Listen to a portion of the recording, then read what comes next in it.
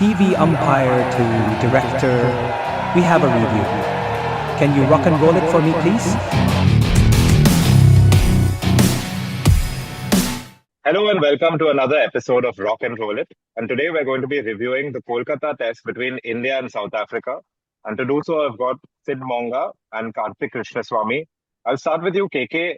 Firstly, how are you feeling? Because word is that anyone who was anywhere close to that Eden Gardens pitch is suffering from vertigo from just watching the ball suddenly rise and then scoot along at ankle length from round about the same length. So, what did you make of that pitch? Because that's the biggest topic of discussion at the moment. It was a very interesting pitch because in the days leading up to the test match, that entire week, all we were hearing was that this is going to be a sort of typical Indian pitch where it wouldn't be a rank turner, where reverse swing would come into it, fast bowlers would have to do some work as well, where basically like first innings it would be good for batting, right? That was what we were hearing, and both teams were also saying similar things. Even South Africa said they are not expecting what they got in Pakistan just now. And India likewise was saying similar things. And then it turned out that we got what we turned out. So, I mean, uh, for quite a while, I think we were all quite confused of about what led to this happening, whether this was what India had requested, whether this was something else that had come about through accident or misplaced design or whatever. So yeah, I mean, uh, I thought it was a great test match in many ways, as these short tests often tend to be.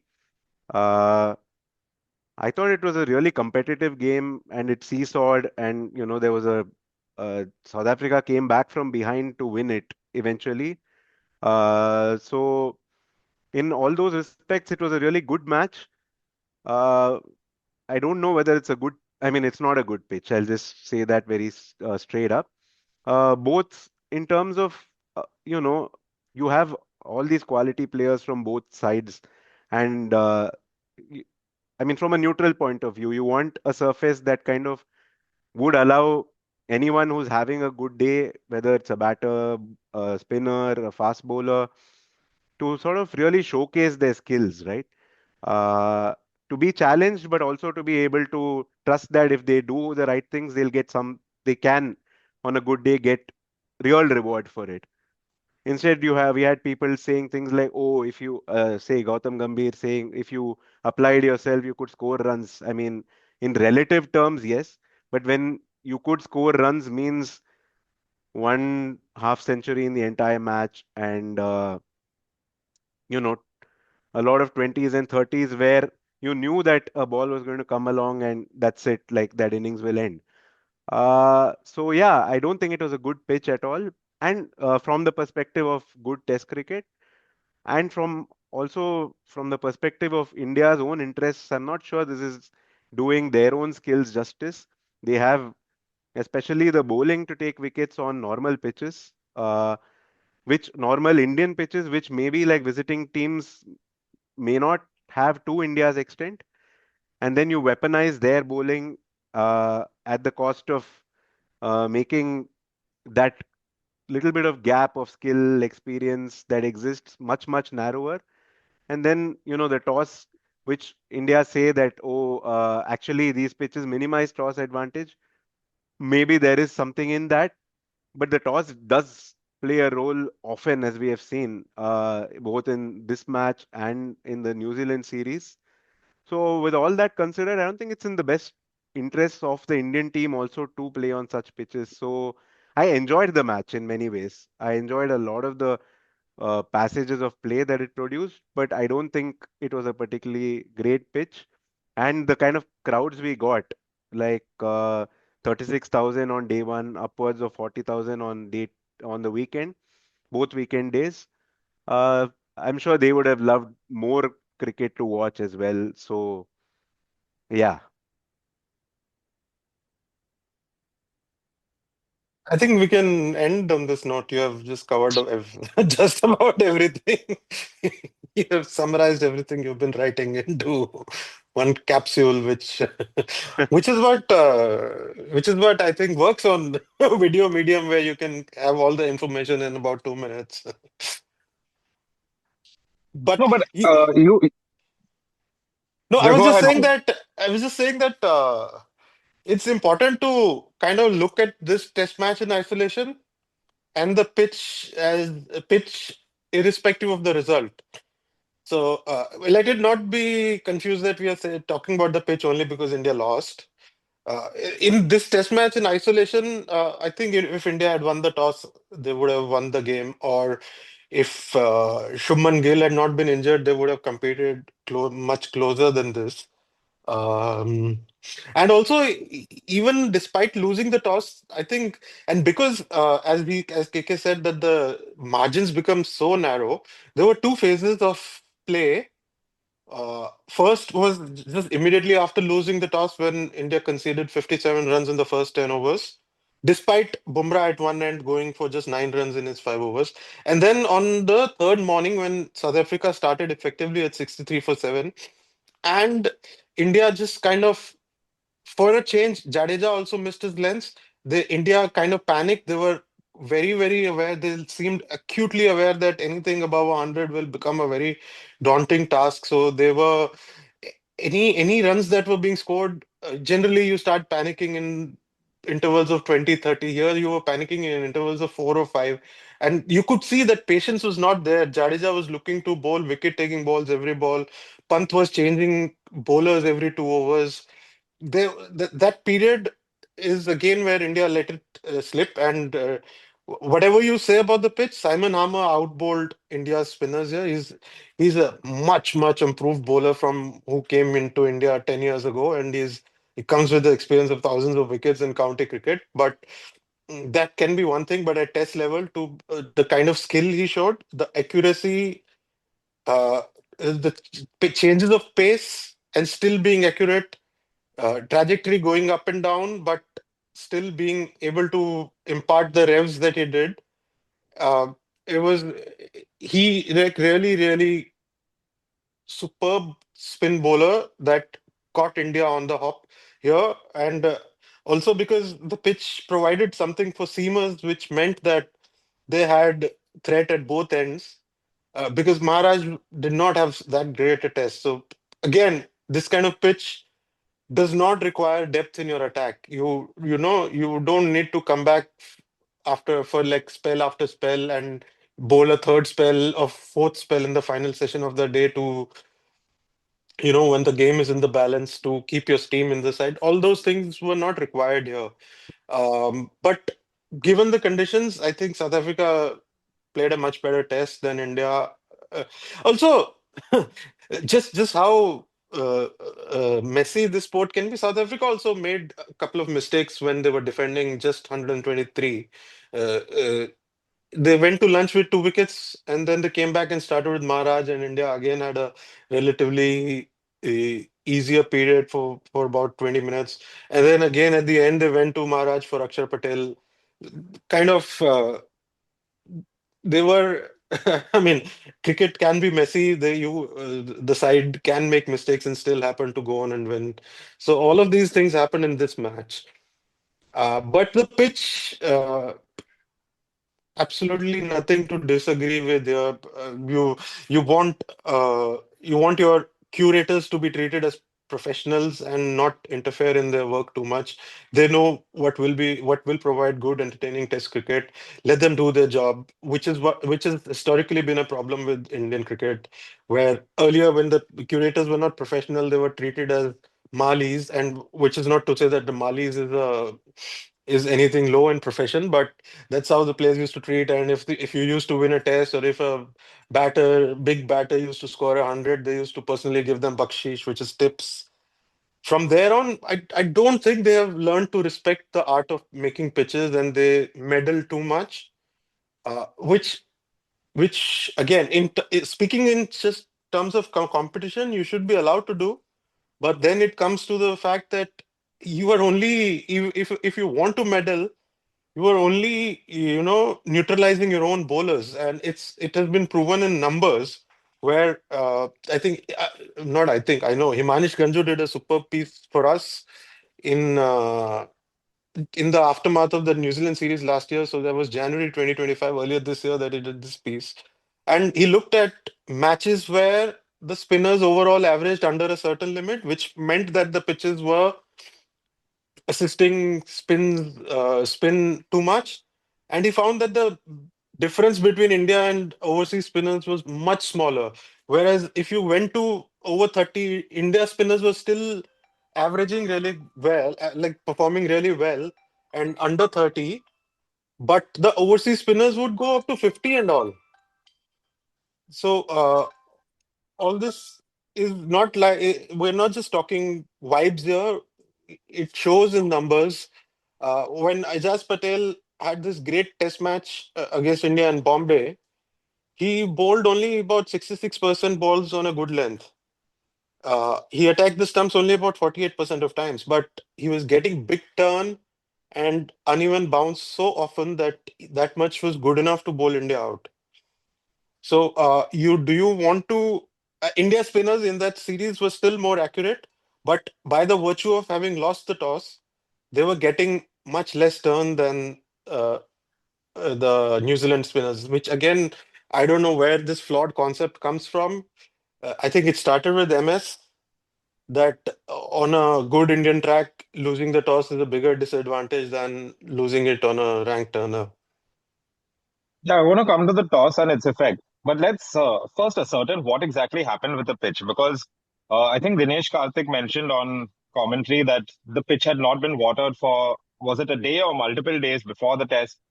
And then there was word that that directive had come from the Indian team. And then I think particularly telling was after the test at the post-match press conference, Gautam Gambhir saying, this is exactly the pitch we wanted.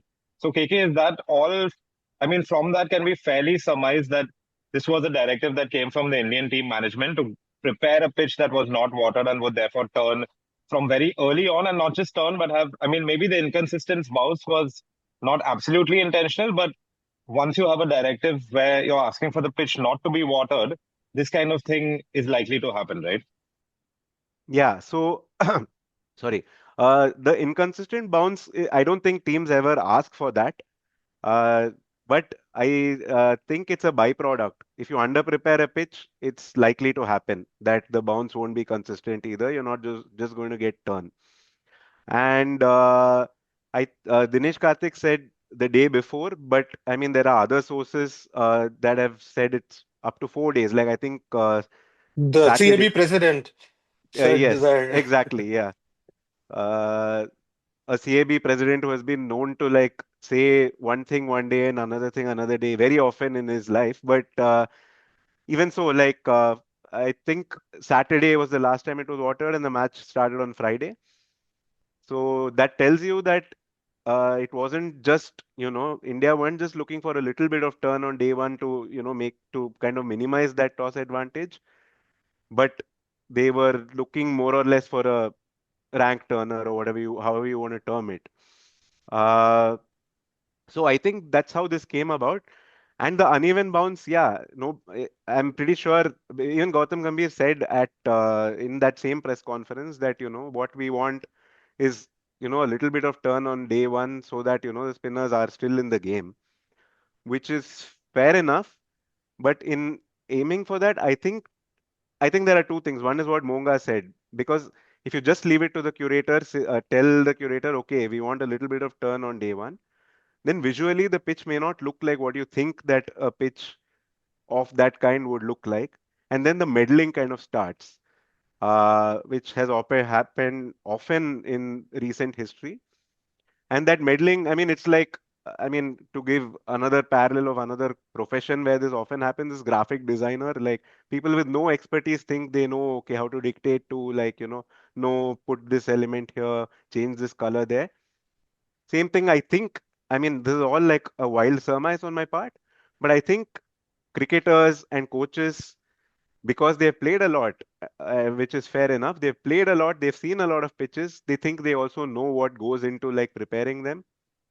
And so visually, if they see something that doesn't agree with their idea of, what the pitch they want looks like, they tend to kind of meddle, and that leads to over egging that pudding, and then you end up with something like this.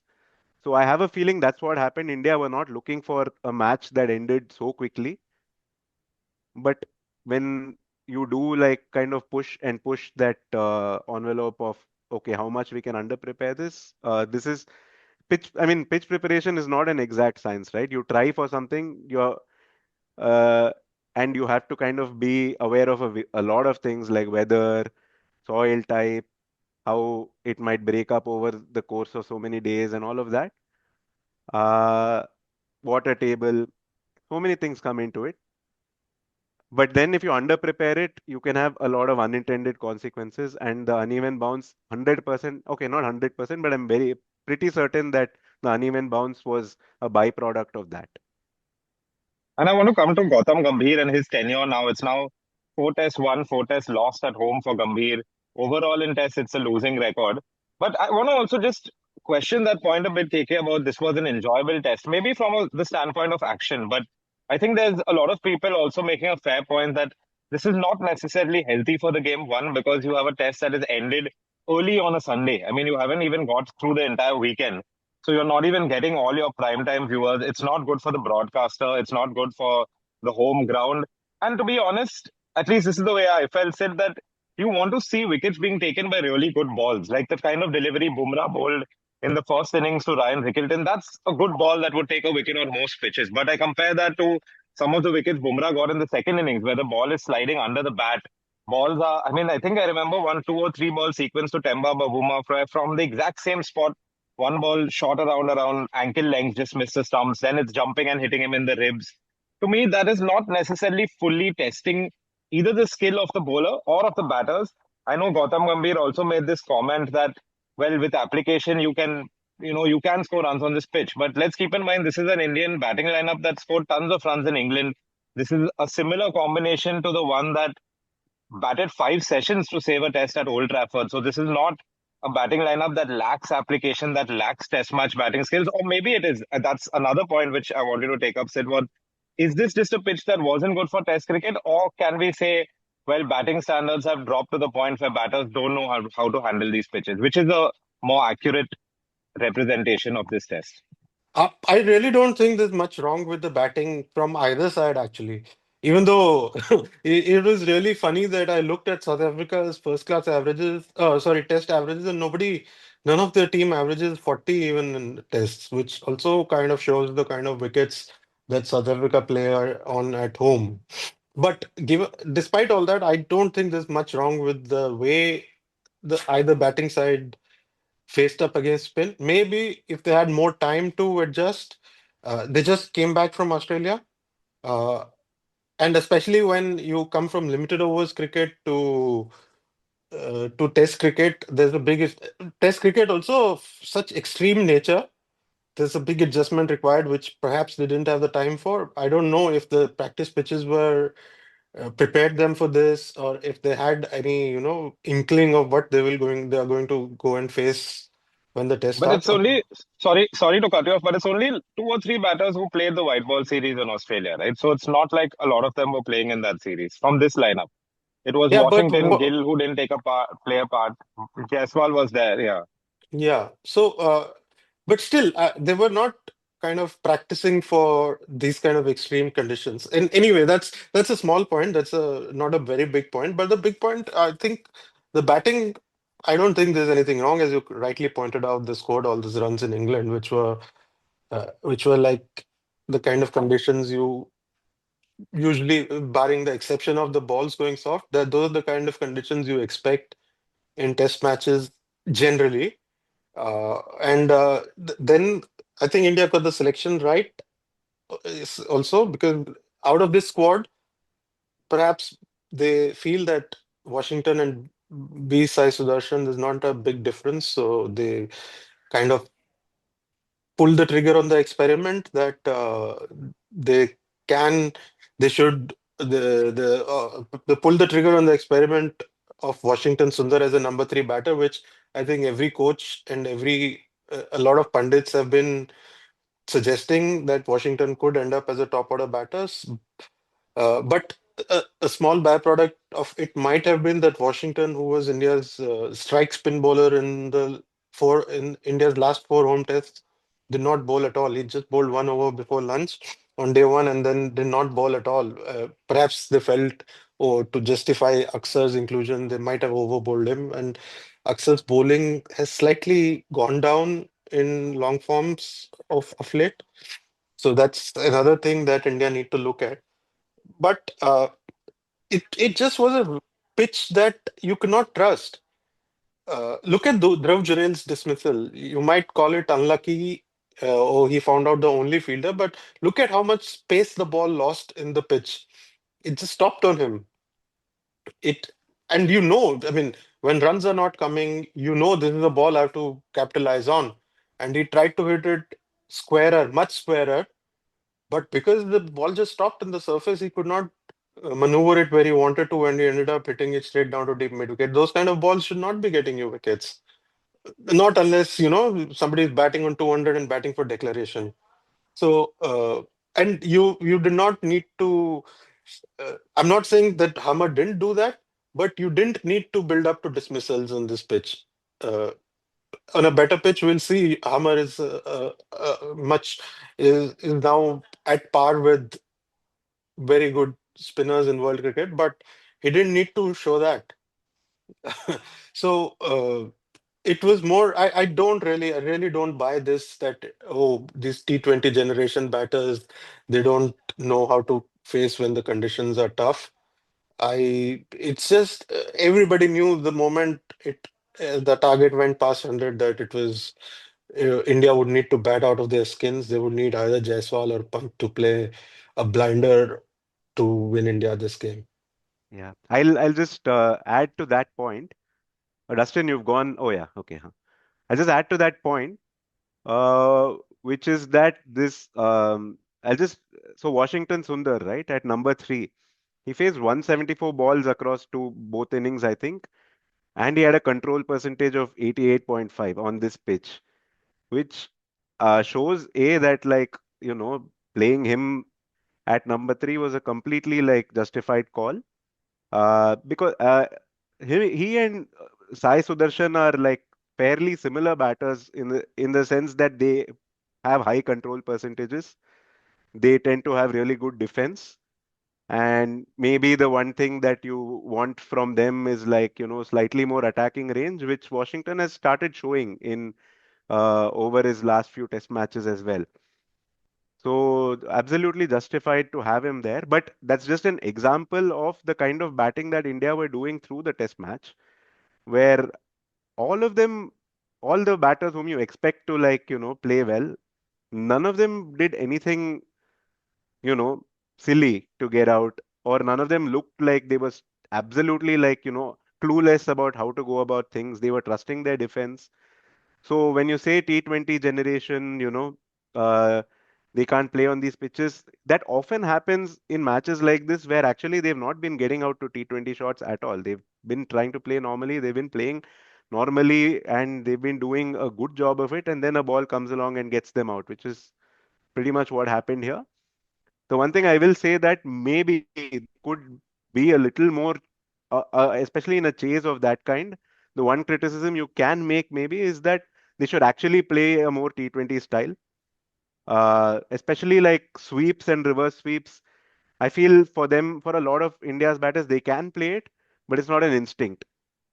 The only guy who, surprisingly, because he doesn't do it a lot, is Ravindra Jadeja, who from the start of his innings in the first innings brought out the sweep regularly.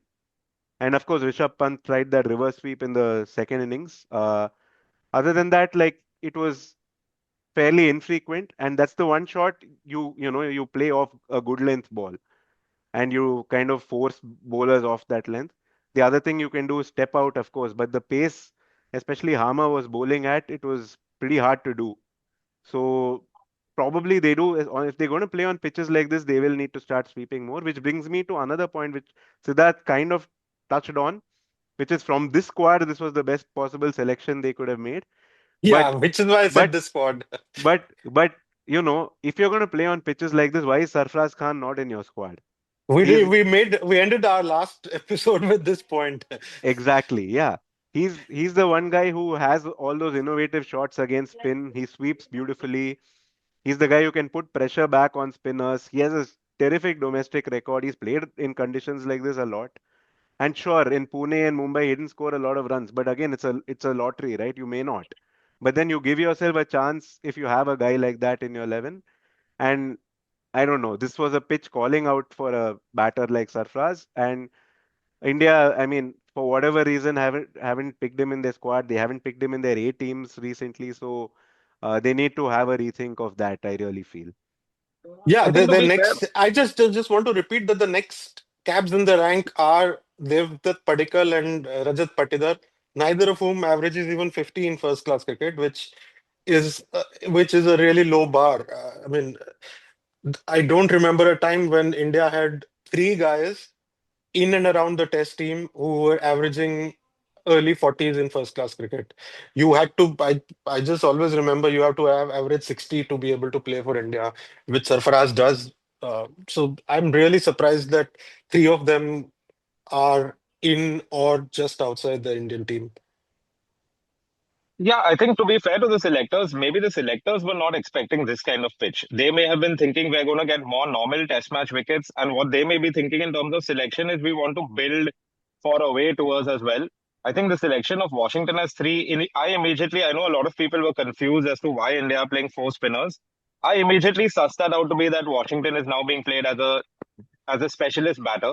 He's seen as good enough to play as a specialist batter. And I think the reason they went with Aksar is probably they felt because of the number of right-handers in South Africa's team, which is also why they, I think, overbowled Aksar a bit, which I think is a really important point to make because Aksar has ended up bowling more overs than even Kuldeep in the second innings. I know Kuldeep also went for some runs, but it just seemed like Aksar was the one spinner in this test who was relying only on uneven bounce to take wickets and not actual grip off the surface. Like the one difference is that if you look at some of Harmer's wickets, a lot of them are balls that have really gripped and turned, right? He's got those classic off spinners dismissals, Washington in the first innings, a couple in the second, where he's really got the ball to grip and turn.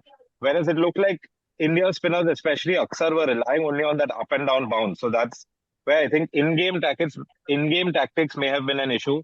But also just yeah, I mean, I guess if India are going to prepare these pitches, then Sarfraz should be seen as a specialist spin batter almost. But this is where there may be a lack of synergy. And this is where I think we need to talk about this entire tenure of Gautam Gambhir because it's 18 tests now. He's lost exactly half of those tests, 9 tests, one just seven. He is someone who has had a fair amount of success as a white ball coach. But I mean, is there something just going? I know there's a lot of frustration now with this Gambhir tenure, and especially losing a fourth home test, and especially when you can see a direct correlation between tactics and what the actual results are. Is there a fair? I mean, is the frustration with Gambhir at this point fair? Do you think? Yeah, I mean, it's that record, a lot of past India teams have had this kind of record over this stretch, and you can say, okay, it's a transition period also. But the thing that is, that record kind of also, conceals and also shows is that India have lost tests where if you watched it, you knew that, little better selection, slightly better, kind of planning, all of these things could have changed that result, could have given them the chance to change that result. And it's happened away from home and it's happened at home. So there seems to be in the past, when India lost matches, there was a stretch of matches that they lost, even say 2011, 12, where India lost away in Australia and England and at home to England. You knew that, okay, there were some, the players that Dhoni was able to call upon then were either not quite good enough for Test cricket or were not yet not yet what the players that they became, right? So you could say, yeah, I mean, they were just hamstrung by the personnel that they had and all of that. And whereas now it's like with the other caveat that they've played against some really good teams as well, which we do have to say, like the South Africa team. even on paper, is a very competitive unit, especially if they had Rabada as well. You would expect them to compete really hard even in Indian conditions. But with all that in mind, this record in the matches that they've played, India could have had a much better record of wins and losses, and a lot of the responsibility for that has to lie at Gambhir's feet, because at this time he's the sort of power center, right? He's the guy calling the shots. It's not so much a captain's team as much as a coach's team right now. So yeah, especially I think in white ball cricket, I think he's shown a lot more sort of tactical savvy and selection savvy in white ball cricket, which so far he's not shown that same level in Test cricket. Yeah, Sid, you use this term a lot over the last year, which is that there seems to be an underestimation of the team by its own team management. And to me, like one thing I don't get is why would you not, in fact, want some help in the pitch, even for your seamers? And I know there was help in terms of up and down bounce, but why would you be afraid of some grass on the wicket when you have one of the best new ball duos in the world in Bumrah and Siraj on a flat pitch, especially with the SG ball?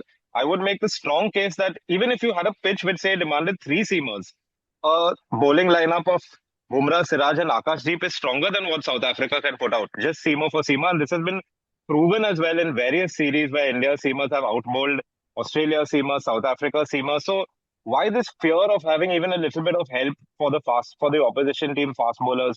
You've got a batting lineup where again, this is where I don't buy the transition argument, because these guys, we've seen how good they are. These are guys who can get double centuries, centuries on the fifth day.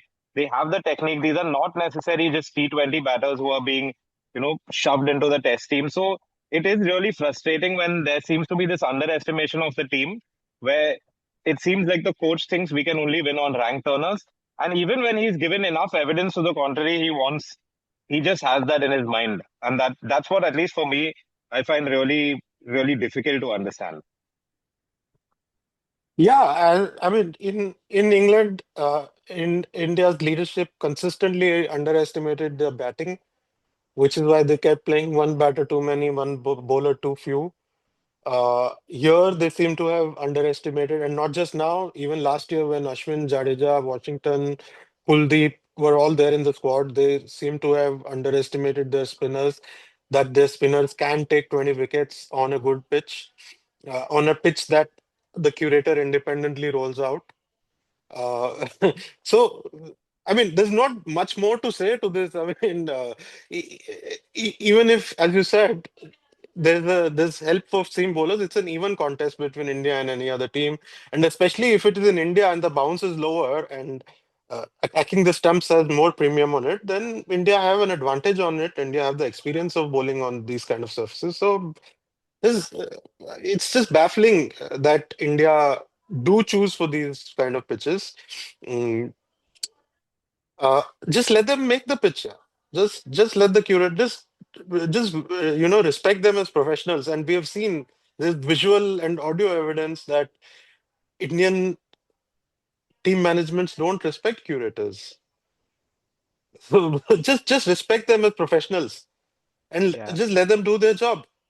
yeah. Either here or away, they don't respect the curators. I know Oh what you yeah. are alluding to. No, it was not that. The point was some other match where India conceded 400 runs in an ODI, and the coach had the choices for basically he asked the curator to stuff the pitch somewhere. Which by the way led to this rank Turner revolution, and also it's a very I don't want to be revisionist and put an asterisk against the great record that India had over the last 11, 12 years. But India Mohali test against South Africa, the first test of that series, just after that 400 ODI, where the South African batters just went nuclear on India on that pitch. India were pretty desperate, and that Mohali pitch was a really, really desperate pitch. And if India had not won the toss, I don't know if this great dominant run would have started when it started, or would have ever started.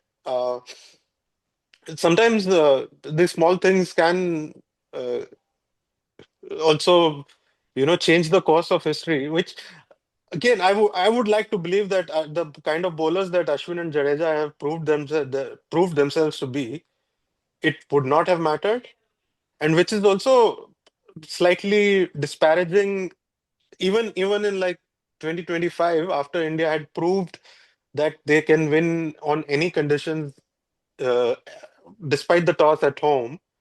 The Temba Bavuma had this spoke of this conversation with Kane Williamson, uh, about what tips you can give me, and all he got from Kane was just win the toss, which is quite disparaging. And these kind of pitches then just play into that narrative. Yeah, I mean, if you look at India's recent home losses, a lot of those have been on ranked turners, right? I mean, you mentioned the 2015 series. There was also a pitch in Nagpur, which was, I mean, it Yeah. did actually get a poor rating from the ICC. There, So again, India won, but it was a lottery pitch, honestly. all this, Uh, all the series where India have been stretched, 2016, yeah, 17 against Australia, the yeah. this Where the one. bad pitch was the one where India lost, the Turner, the No, Pune so pitch. in just terms of numbers, the spinners overall averaged under 30 in those series.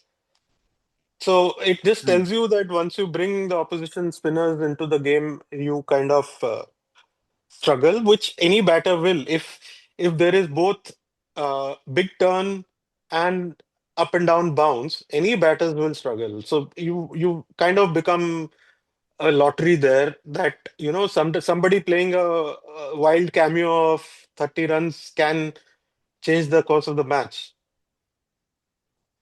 And the other thing which comes back to Gambhir again is that even under Dravid, India were initially playing on these ranked turners. And then after the Hyderabad test, which was not a ranked turner, to be fair, it just turned a lot in the second innings. And, that Yeah, that freakish, was a good pitch. that was a pretty good pitch. Yeah. There was a freakish innings from Ollie Pope. And, all of that happened. From that point on, Dravid, the next four test matches of that series, they were on like, really good pitches.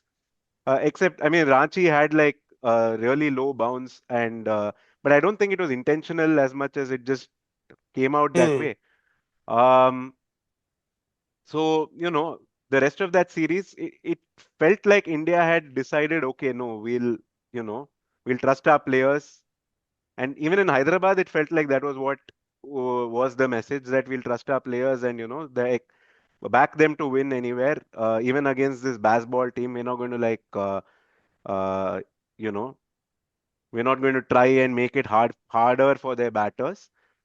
Uh, so after that, as soon as Gambhir took over, it again went back to the rank turner philosophy, which against West Indies, the public pronouncements of the team were all, oh, we want pitches with balance, between bat and ball, where everybody comes into the game and all that. But as soon as a team that they saw as a threat arrived, that's when, the real colors kind of came out. And yeah, so this again comes back to Gambhir as well. Yeah. Yeah, And just there's to there's no continuity in the philosophy. It just keeps changing very, very frequently. Yeah. Yeah, just to illustrate how poor the record is under Gambhir, this is now four tests lost under Gambhir in four home tests rather in just over a year. Before that, India had lost four tests between 2012 and 2024. Just four All three tests. coaches put together. Yeah. Yeah, which is like Shastri, really Kumble, quite a. Dravid. And this is a shocking record. We now know we had a different captain for the New Zealand series. This series, you had a captain who didn't even see out the test. You've had two different captains. So it's difficult to even pin that on the captain. And I think KK is right. It seems to be a coach led team. And the coach seems to be almost now adamant that he wants to prove a point. Is there also, though, and I want to start coming to some of the positives in this test because there was some good cricket played as well, but is there also a case to be made that somewhere India's spinners, this particular trio, are not maybe as dynamic as, say, the peak Ashwin Jadeja or even, peak Kuldeep? Kuldeep in this test also had a decent test, in especially first innings, but didn't quite get the lines right completely in the second innings. Or Mm. is there more now of equality between spinners of other teams? As Siddharth said, Harmer was really good in this test. Is there actually improvement that's needed on Indians for India spinners? Do they need to start looking at other spinners like Harsh Dubey, Tanush Kotian, who are also coming along? I think Uh, Kuldeep and Akshar were, Kuldeep and Jadeja were really good, and they can be as good a pair as Jadeja and Ashwin purely as bowlers. Ashwin's batting, Kuldeep cannot bring, but purely as bowlers, they can be as good as Ashwin and Jadeja. But also, there are spinners now. I think around the world, if you look at Australia, until the time that Lyon retires, they will have two, not just Lyon and Murphy. South Africa have got Harmer, who's so much more improved. Satner is at his best. So both the things have happened. Indian spinners don't have that much experience, and also the graph of spin elsewhere has improved. But having said that, I think Aksar, if you're going to play him as a test spinner, you can't kind of keep him with the ODI and T20 team all the time. You have to give him time to play first class cricket too. I mean, this fascination with three format players needs to stop. I mean, I'm not saying Shuman Gill sprained his neck because of that, but he has had a very a tough schedule since starting September. He's had only like 2 days break and jump from T20 to Test, then for 3 days break, T20 to ODIs, then ODIs to T20, then he comes here and again 3 day gap and again into Test. So perhaps if you were looking at him as ODI and Test captain, you could have had Jaiswal instead of him as the T20 opener. So I mean, not put all eggs in one basket. yeah. On the spinners point, yeah, I thought Kuldeep and Jadeja, especially on that second evening, bowled a mesmerizing spell. Like, the use of the crease and the amount of turn he was getting, and the way he was testing both edges, he looked like he could get a wicket anytime.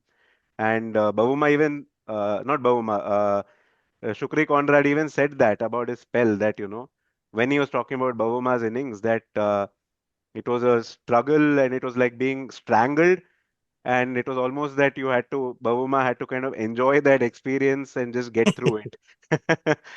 Yeah, And that Stubbs dismissal was so beautiful, man. It was not your typical Jadeja bowling, firing it in on one no, no, no, spot. no. He changed his angles. He went wider. He went narrower. He went slower. He went quicker, and then he finally found that ball that just turned enough to hit the off stump and miss the bat. Yeah, yeah.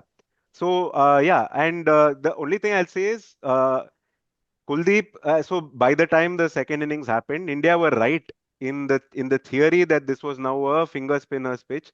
They were right in the theory that this was a left arm finger spinner's pitch because South Africa had so many right-handers. But Akshar, uh, I'm seeing a little bit more evidence that he can beat the right-handers outside edge from time to time, but not consistently enough. Like, I think he's still getting there. And teams are now used to the fact that he bowls from this extreme angle. They're used to the fact that he's much likelier to go past your inside edge than your outside edge. They know how to play him. He's still working out how to, combat that uh, understanding of how to play him and go to the next level as a red ball bowler. I thought he might be getting there. He might be, but he's not got there yet. And so, yeah, while India were right in theory to bowl Akshar and Jadeja a lot in that second innings, uh, it felt like South Africa were quite comfortable against him. Like Corbin Bosch was looking super comfortable against Akshar, like kind of staying leg side of the ball, not keeping his pads anywhere near the line, making sure he could protect his stumps with his bat. And, if anything was slightly short, slightly wide, he could cut as well. So he had a nice plan for Akshar and he was able to play him comfortably on that pitch, which was, the thing that you don't want to see on a pitch like that. So yeah, Akshar, uh, it showed that he had not played Test cricket for a while. He'd been playing only white ball cricket. It showed that he'd not been playing red ball cricket basically for a while. And so yeah, he needs to get to that next level as a Test bowler. And Washington, yeah, he could have been bowled a lot more here because even Harmer round the wicket to the right hand batters was causing a lot of issues. And Washington with his drift, he could have, posed a few problems and they should have tried him, especially when Akshar wasn't getting that much out of the pitch. So I don't think there's anything wrong with these spinners. There were micro things that did go wrong in this match. I don't think there's a need just yet to look beyond this group. But yeah, they will be that group will be putting the group outside will be putting pressure on these guys for sure.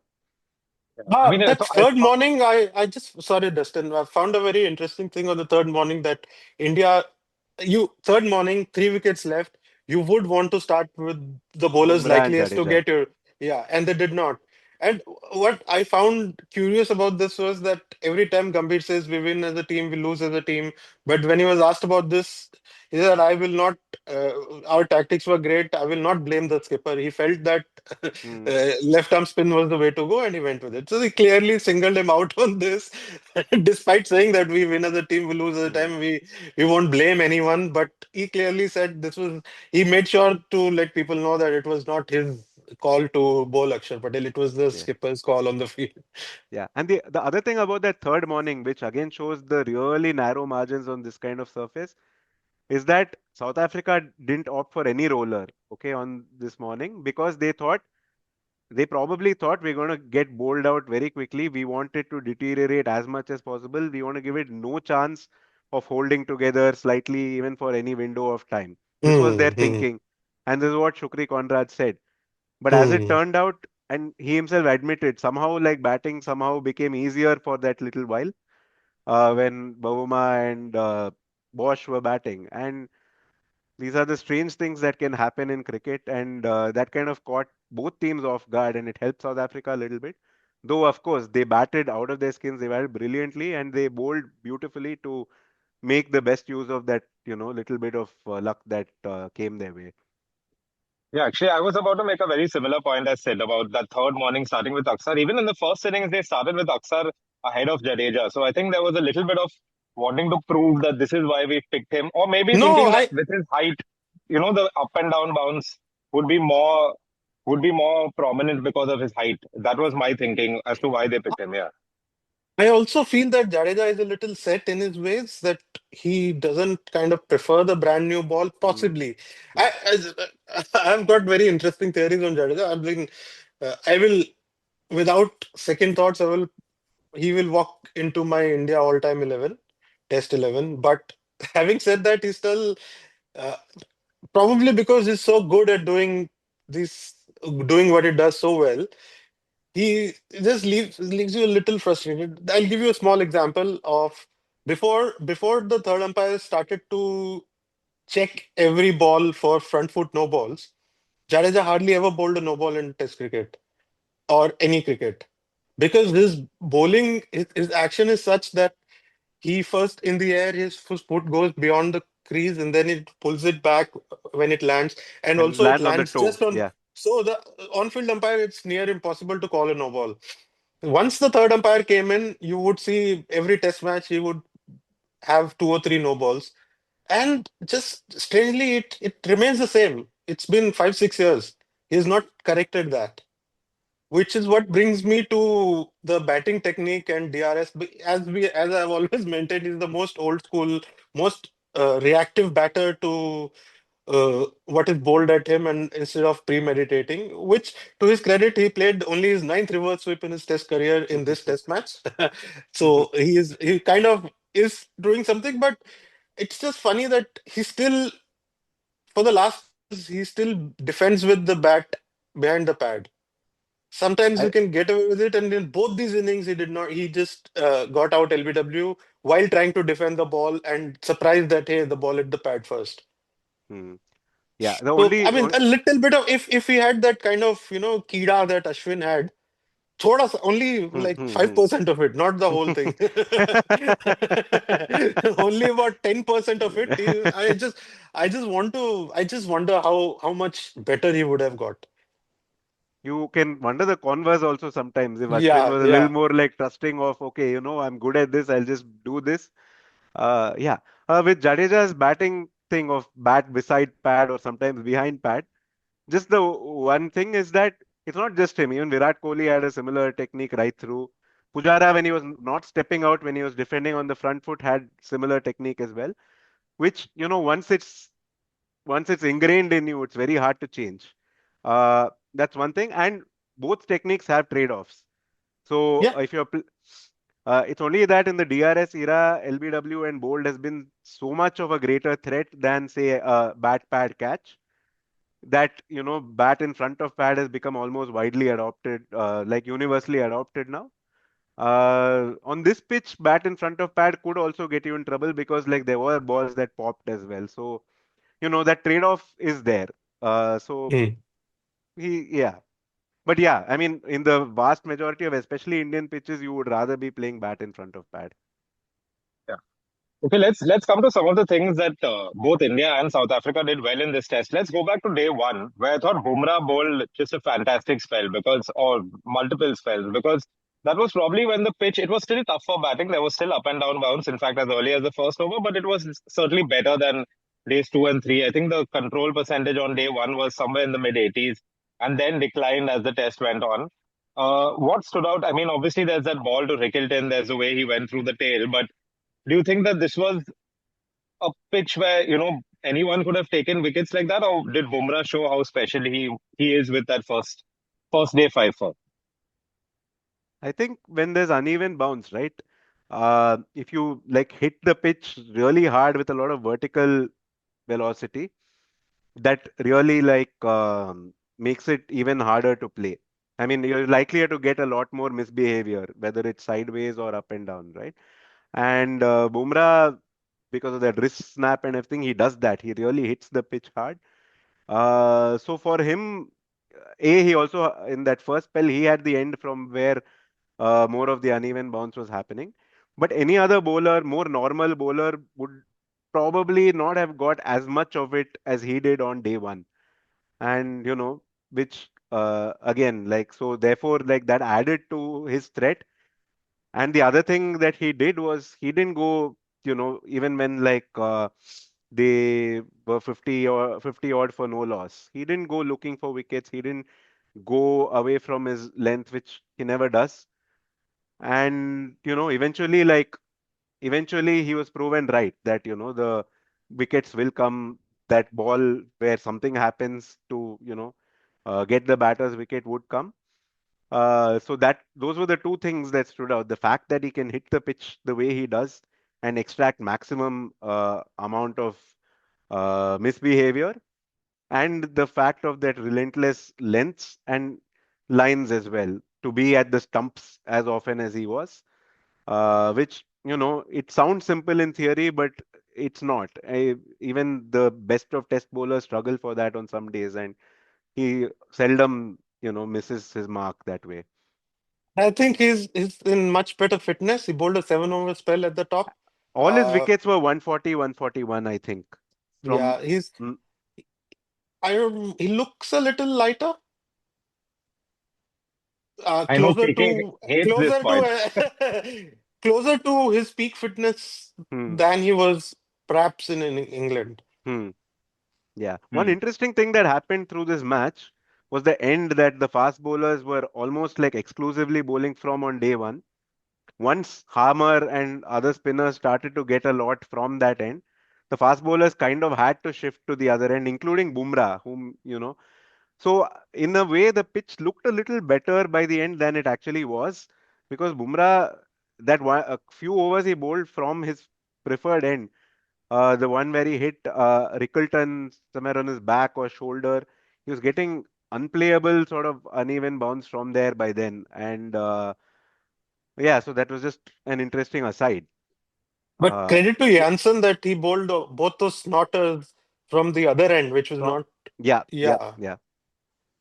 Yeah, I think was it against Jansen or Rickleton that Bumrah bowled one where it hit the bottom edge of the bat and then hit the ankle. Like he thought it Hmm, was they appealed for hmm, LBW, but it was so low that it literally took the bottom edge of the bat. hmm. That may have also been from the end where it was really going up and down. Let's talk a little about Bavuma, That was because the other this end. was That was the other end. okay. That was the Yeah, other end. Okay. yeah. Let's talk a bit about Bavuma, Hmm, because I mean he's obviously the only batter to score 50 in this innings. You had to have your slice of luck on this pitch, but just the application he showed, especially considering he wasn't one of the South Africa batters who had just played in Pakistan, so he wasn't coming in with that experience and having played on similar pitches. How good was that knock, and what stood out about it for you, Sid? It was as good as Washington. I think both of them, even KL Rahul in the first innings, Jadeja in the first innings. So in terms of results, yes, it went to 50 and beyond. But all of these guys played really well, which you should not take away from. Even Makram's effort on day one was in. If you look back in a 31 run margin, it proved to be close to decisive. That the way he got off to a flyer and he took down Akshar Patel. Bavuma again, he backed his defense. He while he could, because of the depth in the batting, he could, ask Janssen to go for it, while he could continue to back his defense and see and kind of just go unbeaten on the second day and see what can be done on the third morning. If there's any change in conditions, if there's any break in momentum, let's see what happens on the third morning. But on the second evening, he batted really well. He had to like really go through one of the toughest spells I've seen. I mean, Jadeja in that 13 over spell was just unplayable. He could have on another day, he could have ended up with 8 wickets instead of just 4. It was that good. It was that threatening. So, but for Bavuma to get out of it, he really had to defend really well. He had to have his game plans right on the money. To any small error could make the ball pop up. So and there was one really, I think it was from Bumrah, which really shot at him, and he played it really well, taking the bottom hand off and making sure it doesn't go up. So all of these things he did really well, which also other batters did. Mm, We mm, noticed Bavuma more because he went on to get a 50. On the fourth morning, he found Corbin Bosch looked really good against Akshar Patel, so he would take some more time. And he, like even during that partnership, whenever he found he could sweep, he would sweep one and then go back into his bunker, which was really interesting game plan from him, and it worked for him, and he was spot on with not just his batting, a lot of his bowling changes, a lot of his tactics as a captain, field placements, to be able to choke India. Of course, the pitch did help them, but to be able to choke India with spinners on an Indian pitch, you need to have that experience, which Bavuma doesn't have, but he really did well. yeah. A few things stood out for me. One, you mentioned that, every now and then a sweep would come out. Someone asked him at the press conference, like, is it a shot that's purely premeditated for you, or, he said, yeah, it's full premeditation. But despite that, from whatever I was watching, it seemed like some guys got out sweeping from the stumps, like Vian Mulder got out reverse sweeping Kuldeep from the stumps in the first inning. Bavuma never did that. Like always, like he seemed to like have, and that late adjustment he was able to make to, just dab it fine or hit it with a little more force. That and the soft hands in, like that ball you mentioned against Bumrah, which kept a little low. The contact point was like somewhere around his back thigh. He met it so close to his body, almost behind him, which he was doing against spin also, really close to his body. And like the way he was able to pick up a lot of singles into the offside, maybe India should have looked to kind of keep him on strike more and not give him that single to get the lower order guy on strike. That was one thing. And the other thing I just wondered is that, when a guy is, as short as Bumrah is, sorry, Bavuma is, I don't know why I said Bumrah there. I wonder why. Uh, so as short as Bavuma is, I think for spinners it becomes really hard because it's hard to get that guy onto the front foot, which is where you want a batter, right? You want a guy defending on the front foot with a bit of, gap between where the ball pitches and where he meets it.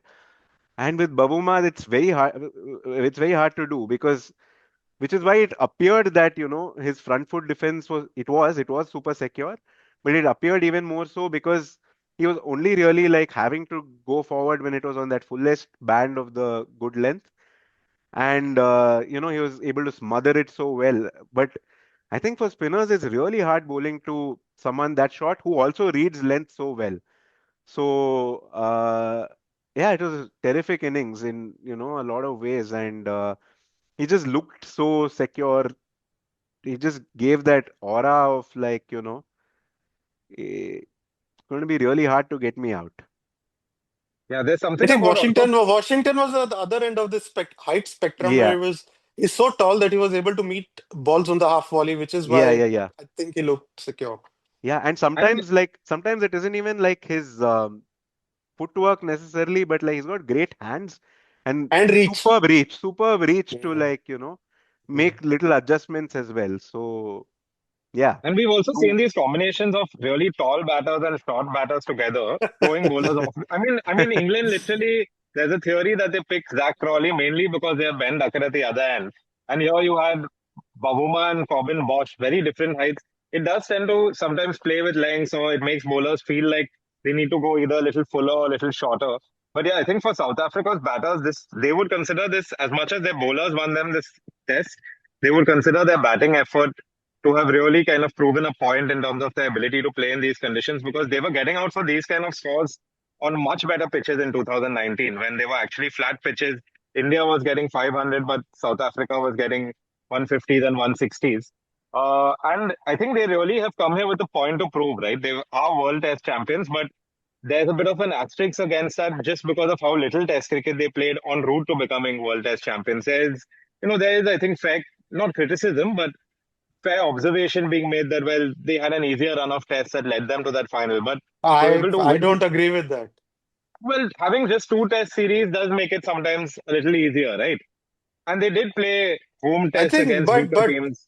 but the pressure of losing one test is so huge then. You're losing 50% of your points, available points. So that That's what's also, I happened mean, to India now. that's also a flip side of playing Yeah, short series. So I don't think yeah. nobody can objectively tell me that South Africa had an advantage just because they were playing two test Mm. series.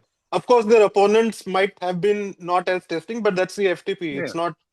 Yeah, the opponents is what I'm talking about.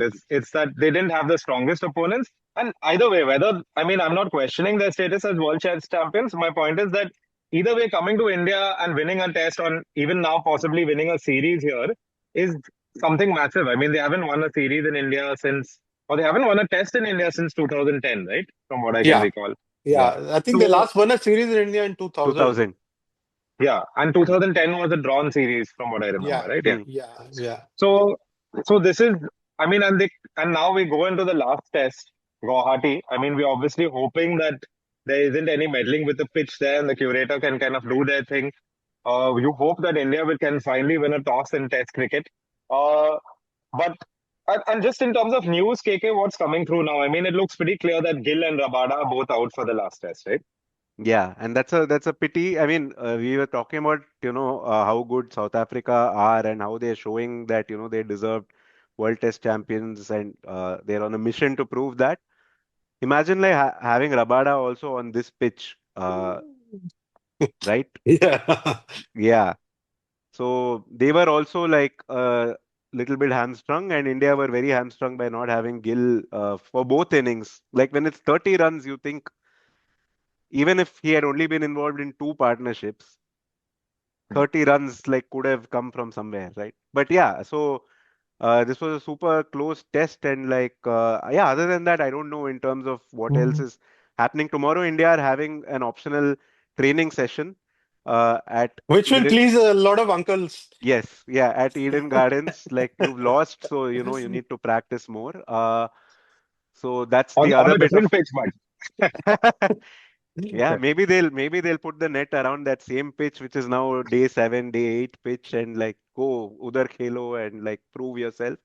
Um, yeah, so that's happening tomorrow. That's the other bit of news coming in. But yeah, I mean, Guwahati, we hope that it's going to be a pitch that the curator prepares with little or no interference. But I doubt that's going to happen because right now India are feeling the desperation of having to win, and that's probably going to lead them to okay, Yeah, India can't afford a draw now. yeah. So it's either 1-1 or 2-0 to South Africa. So that's likely. I feel that's likely to be, and it's a new venue as well. You have no idea what the pitch there is likely to throw up. So a lot of uncertainty. Just one thought: if Rabada had been fit, would he have taken Bosch's place? and thus denying That them does those that even out? those runs that Bosch scored. That's what. I, Hmm. I mean, they would have played Mulder anyway because Mulder Hmm. was at number three. Yeah. So Yeah. who I mean, knows? I think that a fear of a draw in India is almost an irrational fear. I mean, there's been so few Yeah, draws in India yeah. that, like, when was the last draw? I'm just checking quickly, but Kanpur the against New last, Zealand and Australia against Ahmedabad. and Ahmedabad. Yeah. even that, and that Kanpur draw, it was like whatever, 8 or 9 wickets down, One right? In wicket. the A lot of bad light okay, yeah, came like into it there. Rain. But, Yeah. but but that draw yeah, only scarred India into going for extreme pitches because Yeah. until then India were happy to play on good pitches. yeah, but I mean, like two draws in the last, since 2020 is surely not reason to say, oh, we have to meddle with the pitch. I mean, there are a few draws from 2017, but yeah, it just seems kind Yeah, of absurd. I Yeah. mean, you remember even in 2010 when South Africa took the lead and then India got to Kolkata and it was a normal Indian pitch where India lost the toss and I think Amla and Callis scored hundreds in the first innings. But still, India were good enough to score 700 and then bowl South Africa out on the final day. Bumrah Yeah. scored 200s and he was Yeah. unbeaten even on that final day. But still, I mean, you have so much time in a test match if there's no weather involved. Yeah. Maybe the other thing that made India go for this is the amount of bad light that you get because of having only one time zone in this vast country. Which is why in Hmm. Guwahati they're like Yeah, important point. moving the start ahead by half an hour, making life much more difficult for the likes of me. But that should reduce the chance of bad light stopping play early. So another potential cause of like a drawn test. Yeah, so they should not fear the draw as much as they do for sure.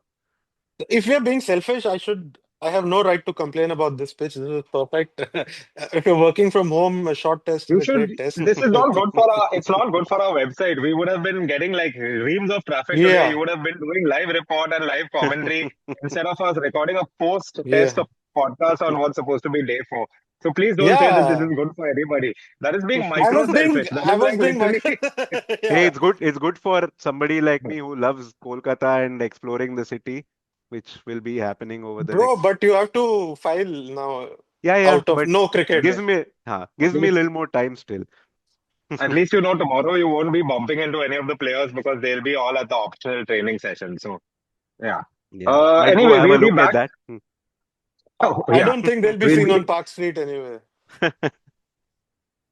We'll be back now after the second test. Kind of disappointing. We didn't discuss this before, but disappointing that this is just a two-match test series. I would have loved to see this be even a four-match series, but it's just two test matches because of again commercial reasons and other things. Sorry, Sid, you wanted to say Yeah, something. yeah. No, about this only, that how in 2015-16 there was a big show made about, naming it Mandela Freedom Trophy or Trophy. Freedom Yeah, Trophy and saying that we are committed to having longer series between India and South Africa. But I think now the last three series between India or last four series between India and South Africa have been just two test started. matches.